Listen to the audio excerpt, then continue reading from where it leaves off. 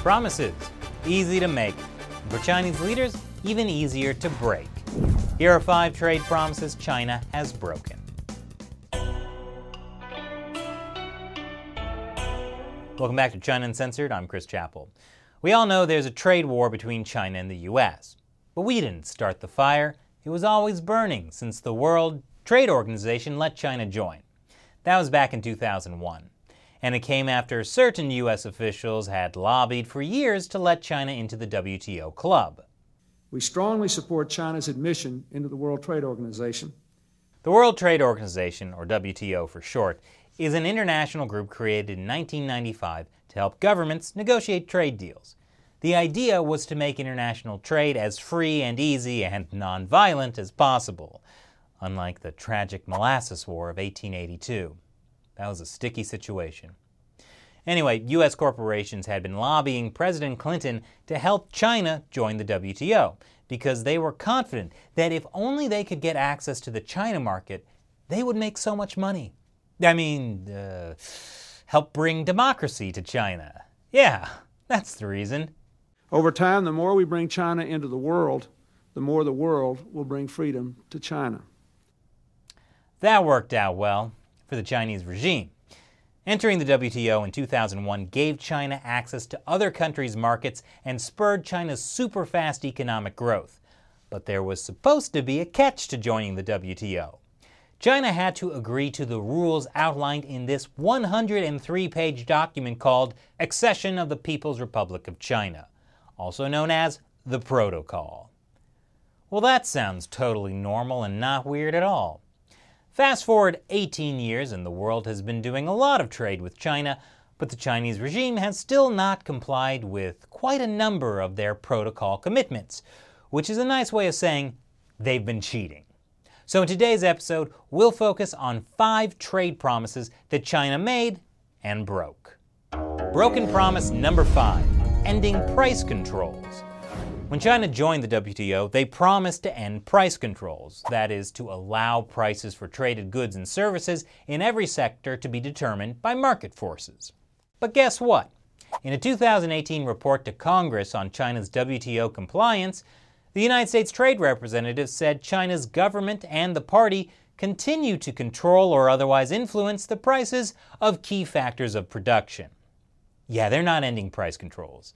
There are a number of products and services currently subject to government-set prices, including pharmaceuticals, tobacco, natural gas, and telecommunications services. Which means foreign companies find it hard to compete in those industries, plus a lot of related industries. For example, price controls on fuel mean that energy is cheaper in China, which makes it cheaper to manufacture a lot of products. All these things add up to mean that goods are cheaper to make in China than other developing countries where wages are also low. Broken promise number 4, ending subsidies. The Chinese regime props up a lot of industries through grants and loans from state-owned banks. And in some cases, local governments also offer land rights at super low prices to make it cheaper for certain industries to get started. And like price controls, these subsidies have enabled a lot of Chinese companies to sell products at below market rates. Pervasive involvement of the Chinese government has resulted in numerous subsidies being provided to Chinese companies, leading to artificially low-priced manufactured goods, say the authors of a study called China's Long Road to Market Economy Status. Of course, the Chinese regime has promised to remove these state subsidies, but the U.S. Trade Representative has identified hundreds of prohibited subsidies in a wide range of manufacturing sectors. These subsidies contribute to the serious excess capacity problems that plague industries like steel, aluminum, solar panels, and fishing, and devastate global markets and foreign competitors. Why do you think your made-in-China solar panels are so cheap? On top of that, China promised to disclose its subsidies, but has reneged on that promise too, by hiding the subsidies being provided on a local level. China continues to shield massive sub-central government subsidies from the scrutiny of WTO members. I get it. If you're going to give out illegal subsidies, you really should try to cover your tracks. Which leads us to broken promise number 3, transparency. The Chinese Communist Party has never been particularly good about being transparent. I mean, just Google China cover-up and you'll see what I mean. And when it comes to trade, China disregards many of its WTO transparency obligations, which places its trading partners at a disadvantage and often serves as a cloak for China to conceal unfair trade policy and practices from scrutiny. For example, China promised to make available to its WTO trading partners all trade-related laws and regulations before they're implemented or enforced. They don't do that. China also promised to provide translations of all its trade-related laws into English, French, or Spanish. They don't do that either. In fact, the Chinese government never even set up an agency or program to undertake these translations, which again are a basic requirement for being part of the WTO. But I get it, a lot of laws, lots of hassle, all that translation and notification ahead of time. Maybe you just have to request them, right? Nope. Not only does China have a poor record of adhering to its notification obligations, says the U.S. Trade Representative, but it also fails to cooperate when other members make requests for information. China's regulatory system is so secret, in fact, that foreign companies and governments can't fully understand legal requirements in some areas of the Chinese economy. This obviously puts foreign companies at a huge disadvantage. It means they can be accused of breaking laws they didn't know existed and had almost no way of finding out about because Chinese officials basically kept them secret. But even if foreign companies did have a full understanding of China's laws and regulations, that still might not be of much use. And that's because of broken promise number 2, a fair and impartial justice system. Before entering the WTO, China committed to broad legal reforms that included transparency, equal treatment under the law, and a fair judicial review process. If these reforms were implemented, they would strengthen the rule of law and make it easier for foreign companies to do business in China. But surprise, that hasn't happened. A study done for a U.S. industry association anonymously interviewed companies doing business in China.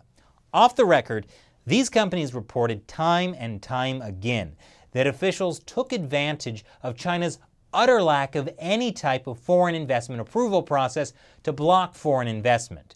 Or officials forced the company to take on a Chinese joint venture partner or to extract valuable commercial secrets as a price for market entry.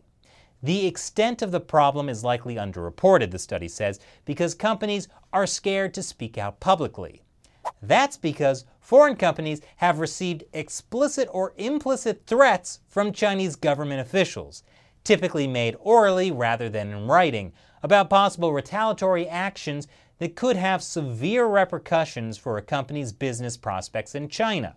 The U.S. Trade Representative says this kind of situation in China is able to persist in part because of the absence of the rule of law in China, which fosters the use of vague and unwritten policies. And finally, broken promise number 1, protecting intellectual property. Remember the 103-page protocol? In it, China promised to stop forcing foreign companies to hand over their valuable and sometimes sensitive technology. After a 7-month investigation into China's unfair trade practices, the U.S. Trade Representative last year issued a long list of hair-raising accusations. They include forced technology transfer, state-sponsored cyber theft, and industrial espionage, which makes China's failure to protect U.S. intellectual property from theft by Chinese companies seem almost insignificant. The report found that Chinese theft of American IP currently costs between $225 billion and $600 billion annually. And that is probably a lowball estimate. But besides the money, there's also the security risk posed by China using the advanced technology it steals to gain a military advantage, like those J-20 fighter jets that look just a little too familiar. So what should the U.S. do with this basket of China's broken trade promises? Well, if you ask President Trump, it's tariffs. China has been taking advantage of the United States for many, many years. I'm not just talking about during the Obama administration. You can go back long before that. Not to name names here, but we've been taking advantage of long before Obama. To balance out the Chinese regime's decades of cheating, Trump put tariffs on Chinese imports. But then the Chinese regime hit back by putting their own tariffs on U.S. goods.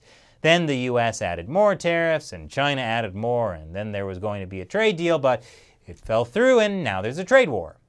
So what's going to happen now? You know what? You want to know something? You want to know something? We always win.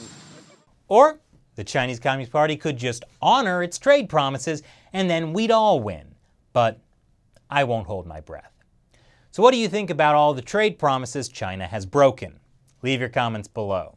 Once again, I'm Chris Chappell. See you next time.